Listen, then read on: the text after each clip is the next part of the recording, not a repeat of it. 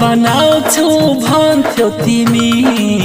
गयो आज छोडेर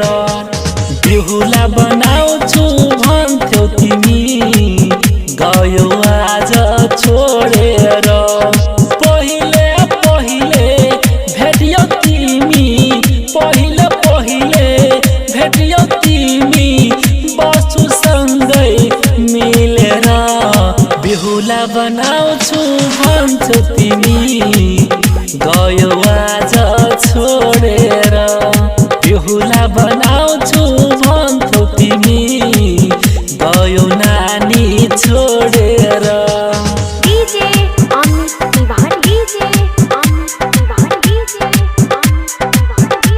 अभी आप सुन रहे हो जनकपुर रिकॉर्डिंग स्टूडियो की शानदार प्रस्तुति। तिमीसँग बिताएका त्यो पल कसरी म त भुल्छौ नानी तिमीले धोखा यस्तो दियौ कहिले जानु मिट्दैन तिमीले धोखा यस्तो दियौ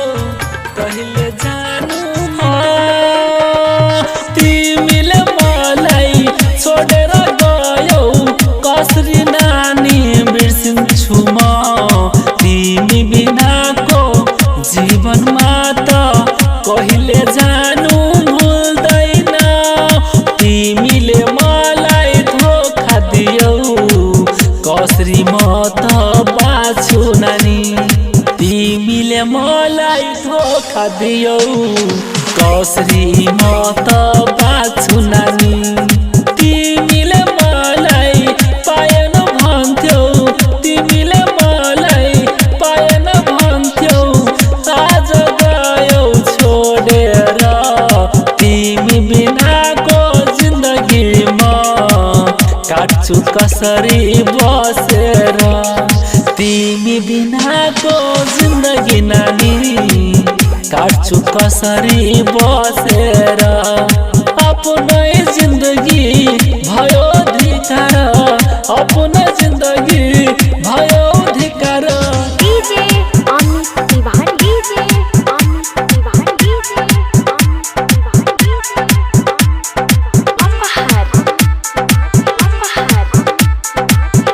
म्यूजिक बाय रामजतन राज। राम जतनलाई धोखा दियौ कसरी बाँच्छ एक्लै त्यो शङ्करसँग जान्छौ नानी बसेर तिमी कार बसेर तिमी कार बसेर तिमी कार राम जतनलाई धोखा दियौ कसरी बाँच्छ एक्लै त्यो तिमीले गयौ धोखा दिएर कसरी बाँच्छ जीवनमा